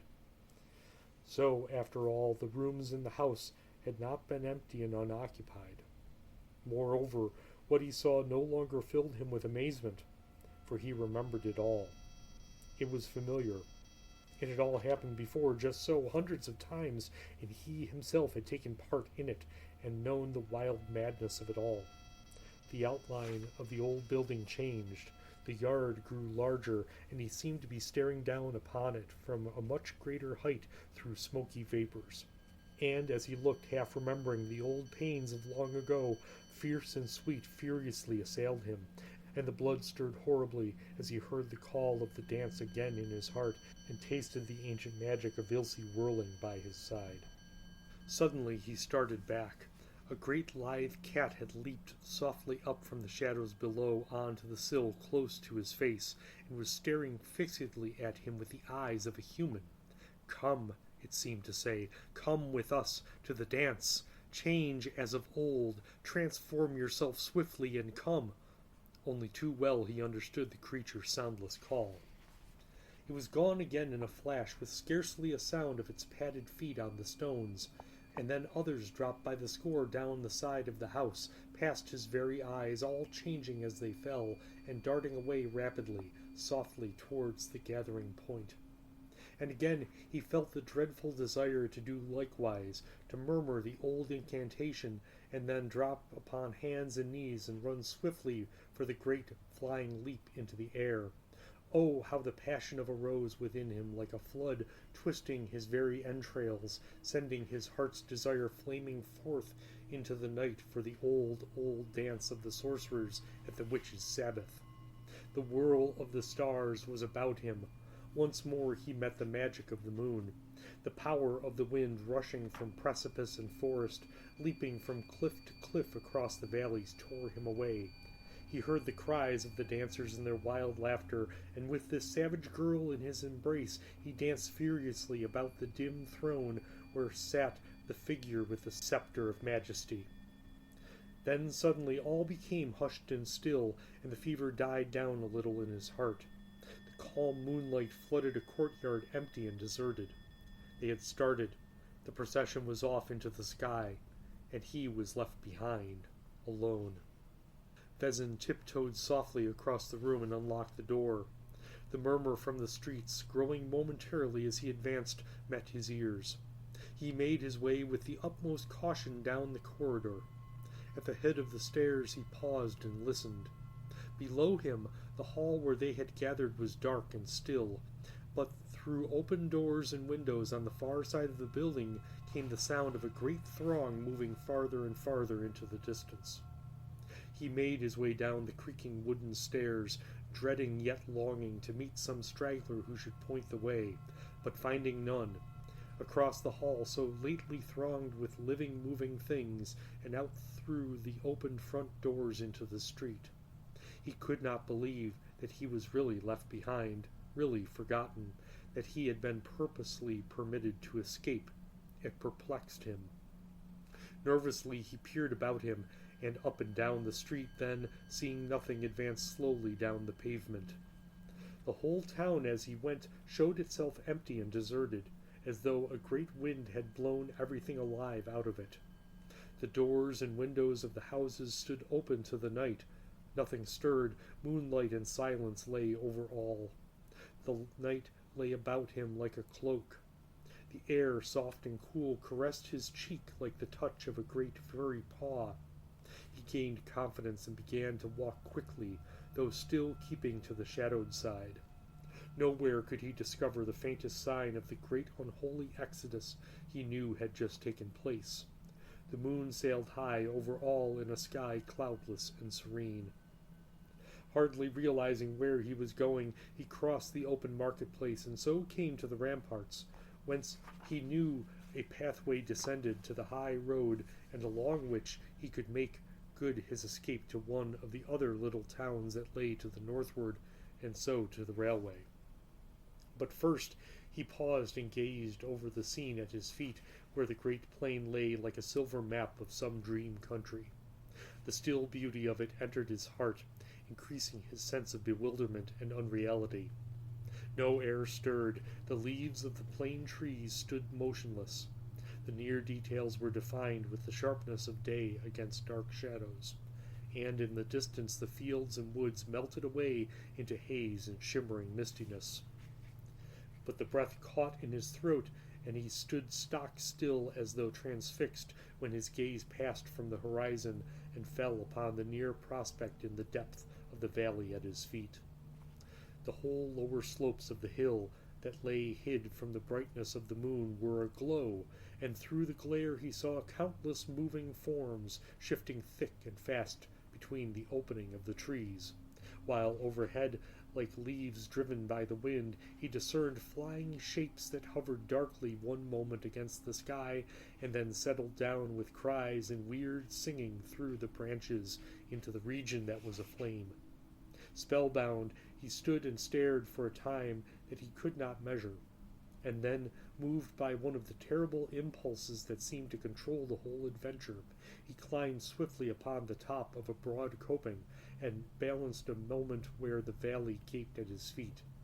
But in that very instant, as he stood hovering, a sudden movement among the shadows of the houses caught his eye, and he turned to see the outline of a large animal dart swiftly across the open space behind him, and land with a flying leap upon the top of the wall a little lower down. It ran like the wind to his feet, and then rose up beside him upon the ramparts. A shiver seemed to run through the moonlight, and his sight trembled for a second. His heart pulsed fearfully. Ilse stood beside him, peering into his face. Some dark substance he saw stain the girl's face and skin, shining in the moonlight as she stretched her hands towards him. She was dressed in wretched, tattered garments that yet became her mightily. Rue and vervain twined about her temples. Her eyes glistened with unholy light. He only just controlled the wild impulse to take her in his arms and leap with her from their giddy perch into the valley below. "See," she cried, pointing with an arm on which the rags fluttered in the rising wind towards the forest aglow in the distance. "See where they await us. The woods are alive. Already the great ones are there, and the dance will soon begin. The salve is here. Anoint yourself and come." Though a moment before the sky was clear and cloudless, yet even while she spoke the face of the moon grew dark, and the wind began to toss in the crests of the plane trees at his feet. Stray gusts brought the sounds of hoarse singing and crying from the lower slopes of the hill, and the pungent odor he had already noticed about the courtyard of the inn rose about him in the air. "Transform! Transform!" she cried again, her voice rising like a song. "Rub well your skin before you fly. Come, come with me to the Sabbath, to the madness of its furious delight, to the sweet abandonment of its evil worship. See, the great ones are there, and the terrible sacraments prepared. The throne is occupied. Anoint and come! Anoint and come!" She grew to the height of a tree beside him, leaping upon the wall with flaming eyes and hair strewn upon the night. He too began to change swiftly. Her hands touched the skin of his face and neck, streaking him with the burning salve that sent the old magic into his blood, with the power before which fades all that is good. A wild roar came up to his ears from the heart of the wood, and the girl, when she heard it, leaped upon the wall in the frenzy of her wicked joy. "Satan is there!" she screamed, rushing upon him and striving to draw him with her to the edge of the wall. "Satan has come! The sacraments call us! Come with your dear apostate soul, and we will worship and dance till the moon dies and the world is forgotten." Just saving himself from the dreadful plunge, Vezin struggled to release himself from her grasp, while the passion tore at his reins and all but mastered him. He shrieked aloud, not knowing what he said, and then he shrieked again. It was the old impulses, the old awful habits instinctively finding voice, for though it seemed to him that he merely shrieked nonsense, the words he uttered really had meaning in them, and were intelligible. It was the ancient call, and it was heard below. It was answered. The wind whistled at the skirts of his coat as the air round him darkened with many flying forms crowding upwards out of the valley. The crying of hoarse voices smote upon his ears, coming closer. Strokes of wind buffeted him, tearing him this way and that along the crumbling top of the stone wall, and Ilse clung to him with her long shining arms smooth and bare, holding him fast about the neck. But not Ilse alone, for a dozen of them surrounded him, dropping out of the air. The pungent odor of the anointed bodies stifled him, exciting him to the old madness of the Sabbath, the dance of the witches and sorcerers, doing honor to the personified evil of the world. "Anoint and away," they cried in wild chorus about him, "to the dance that never dies, to the sweet and fearful fantasy of evil." Another moment, and he would have yielded and gone, for his will turned soft, and the flood of passionate memory all but overwhelmed him, when, so can a small thing alter the whole course of an adventure, he caught his foot upon a loose stone in the edge of the wall, and then fell with a sudden crash onto the ground below.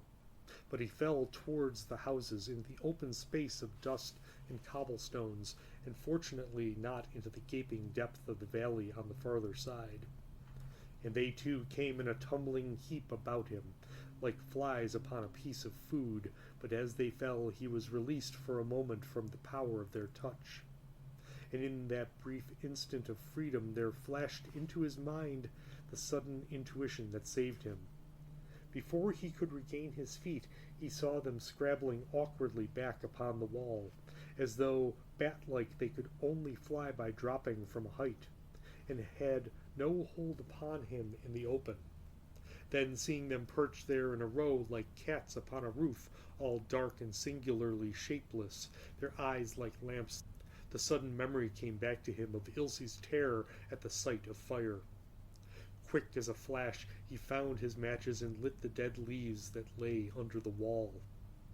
Dry and withered, they caught fire at once, and the wind carried the flame in a long line down the length of the wall, licking upwards as it ran, and with shrieks and wailings the crowded row of forms upon the top melted away into the air on the other side, and were gone with a great rush and whirring of their bodies down into the heart of the haunted valley, leaving Vezin breathless and shaken in the middle of the deserted ground.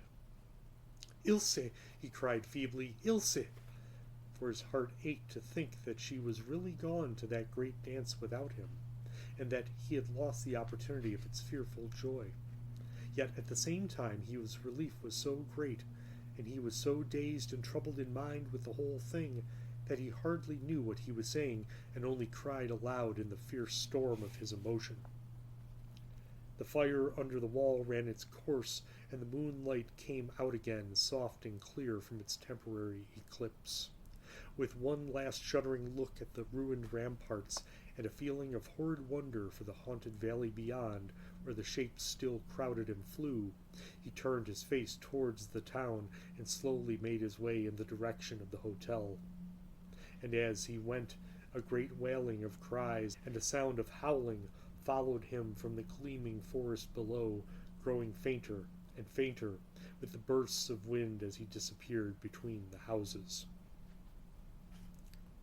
6. "It may seem rather abrupt to you, this sudden tame ending," said Arthur Vezin, glancing with flushed face and timid eyes at Dr. Silence, sitting there with his notebook. "But the fact is, from that moment my memory seems to have failed rather. I have no distinct recollection of how I got home, or what precisely I did. It appears I never went back to the inn at all. I only dimly recollect racing down a long white road in the moonlight, past woods and villages, still and deserted, and then the dawn came up, and I saw the towers of a biggish town, and so came to a station. But long before that I remember pausing somewhere on the road and looking back to where the hill town of my adventure stood up in the moonlight, and thinking how exactly like a great monstrous cat it lay there upon the plain, its huge front paws lying down the two main streets, and the twin and broken towers of the cathedral marking its torn ears against the sky. That picture stays in my mind with the utmost vividness to this day. Another thing remains in my mind from that escape, namely, the sudden sharp reminder that I had not paid my bill, and the decision I made standing there on the dusty high road, that the small baggage I had left behind would more than settle for my indebtedness. For the rest, I can only tell you that I got coffee and bread at a cafe on the outskirts of this town I had come to, and soon after found my way to the station and caught a train later in the day. That same evening I reached London. "And how long altogether," asked John Silence quietly, "do you think you stayed in the town of the adventure?" Vezin looked up sheepishly. "I was coming to that," he resumed, with apologetic wrigglings of his body. "In London I found that I was a whole week out in my reckoning of time. I had stayed over a week in the town, and it ought to have been September 15th, instead of which it was only September 10th. So that, in reality, you had only stayed a night or two in the inn? Queried the doctor. Vezin hesitated before replying. He shuffled upon the mat. I must have gained time somewhere, he said at length. Somewhere or somehow. I certainly had a week to my credit. I can't explain it, I can only give you the fact. And this happened to you last year, since when you have never been back to the place. Last autumn, yes, murmured Vezin, and I have never dared to go back. I think I never want to.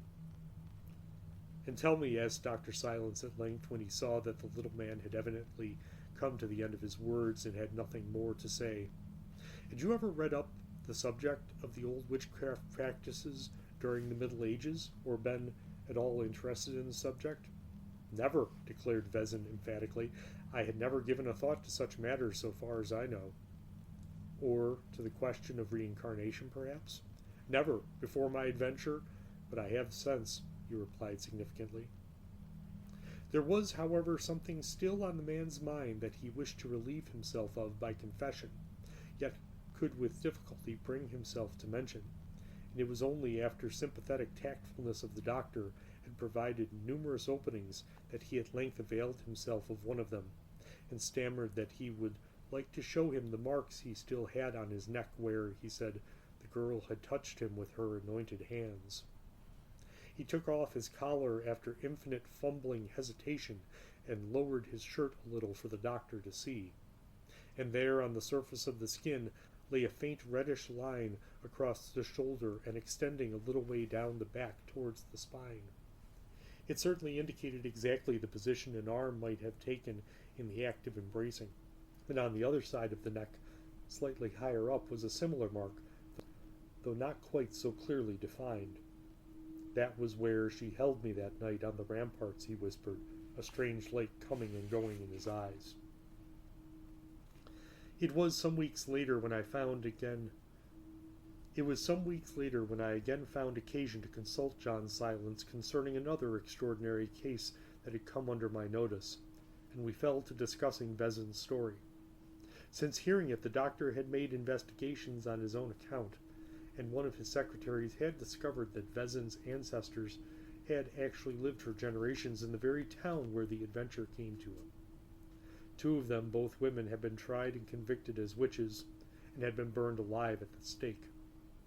Moreover, it had not been difficult to prove that the very inn where Vezin stayed was built about 1700 upon the spot where the funeral pyres stood and the executions took place.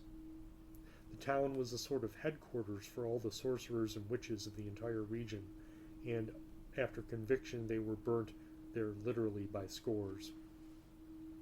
It seems strange, continued the doctor, that Vezin should have remained ignorant of all this, but, on the other hand, it was not the kind of history that successive generations would have been anxious to keep alive or to repeat to their children. Therefore, I am inclined to think he still knows nothing about it. The whole adventure seems to have been a very vivid revival of the memories of an earlier life, caused by coming directly into contact with the living forces still intense enough to hang about the place, and, by a most singular chance too, with the very souls who had taken part with him in the events of that particular life. For the mother and daughter who impressed him so strangely must have been leading actors with himself in the scenes and practices of witchcraft which at that period dominated the imaginations of the whole country.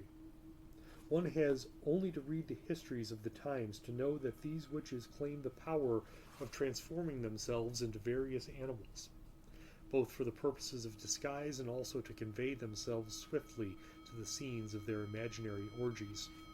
Lycanthropy, or the power to change themselves into wolves, was everywhere believed in, and the ability to transform themselves into cats by rubbing their bodies with a special salve or ointment provided by Satan himself found equal credence. The witchcraft trials abound in evidences of such universal beliefs. Dr. Silence quoted chapter and verse from many writers on the subject and showed how every detail of Vezin's adventure had a basis in the practices of those dark days. But that the entire affair took place subjectively in the man's own consciousness, I have no doubt, he went on in reply to my questions. For my secretary, who has been to the town to investigate, discovered his signature in the visitor's book, and proved by it that he had arrived on September 8th and left suddenly without paying his bill. He left 2 days later, and they still were in possession of his dirty brown bag and some tourist clothes. I paid a few francs in settlement of his debt, and have sent his luggage on to him. The daughter was absent from home, but the proprietress, a large woman very much as he described her, told my secretary that he had seemed a very strange, absent-minded kind of gentleman, and after his disappearance she had feared for a long time that he had met with a violent end in the neighboring forest, where he used to roam about alone. I should like to have obtained a personal interview with the daughter so as to ascertain how much was subjective and how much actually took place with her as Vezin told it. For her dread of fire and the sight of burning must, of course, have been the intuitive memory of her former painful death at the stake, and have thus explained why he fancied more than once that he saw her through smoke and flame. And that mark on his skin, for instance, I inquired. Merely the marks produced by hysterical brooding, he replied, like the stigmata of the religieux and the bruises which appear on the bodies of hypnotized subjects who have been told to expect them. This is very common and easily explained. Only it seems curious that these marks should have remained so long in Vezin's case. Usually they disappear quickly. Obviously he is still thinking about it all, brooding and living it all over again, I ventured. Probably, and this makes me fear that the end of his trouble is not yet. We shall hear of him again. It is a case, alas, I can do little to alleviate. Dr. Silence spoke gravely and with sadness in his voice. And what do you make of the Frenchman in the train, I asked further, the man who warned him against the place, à cause du sommeil et à cause des chats? Surely a very singular incident? A very singular incident indeed, he made answer slowly, and one I can only explain on the basis of a highly improbable coincidence. Namely, that the man was one who had himself stayed in the town and undergone there a similar experience. I should like to find this man and ask him, but the crystal is useless here, for I have no slightest clue to go upon, and I can only conclude that some singular psychic affinity, some force still active in his being out of the same past life, drew him thus to the personality of Vezin, and enabled him to fear what might happen to him, and thus to warn him as he did. Yes, he presently continued, half talking to himself, I suspect in this case that Vezin was swept into the vortex of forces arising out of the intense activities of a past life, and that he lived over again a scene in which he had played a leading part centuries before. For strong actions set up forces that are slow to exhaust themselves. They may be said in a sense never to die. In this case they were not vital enough to render the illusion complete, so that the little man found himself caught in a very distressing confusion of the present and the past. Yet he was sufficiently sensitive to recognize that it was true, and to fight against the degradation of returning, even in memory, to a former and lower state of development. Ah, yes, he continued, crossing the floor to gaze at the darkening sky and seemingly quite oblivious of my presence. Subliminal uprushes of memory like this can be exceedingly painful, and sometimes exceedingly dangerous. I only trust that this gentle soul may soon escape from this obsession of a passionate and tempestuous past. But I doubt it. I doubt it. His voice was hushed with sadness as he spoke, and when he turned back into the room again, there was an expression of profound yearning upon his face, the yearning of a soul whose desire to help is sometimes greater than his power. And now I bid you a restless night. May you cower in the corner until morning's light, and in the harsh daylight you will see No one really gets out of jail free. Thank you for listening to the Get Out of Jail Free Radio Hour. The Get Out of Jail Free Radio Hour was written, produced, edited, and uploaded by Matt Henshaw, except as indicated.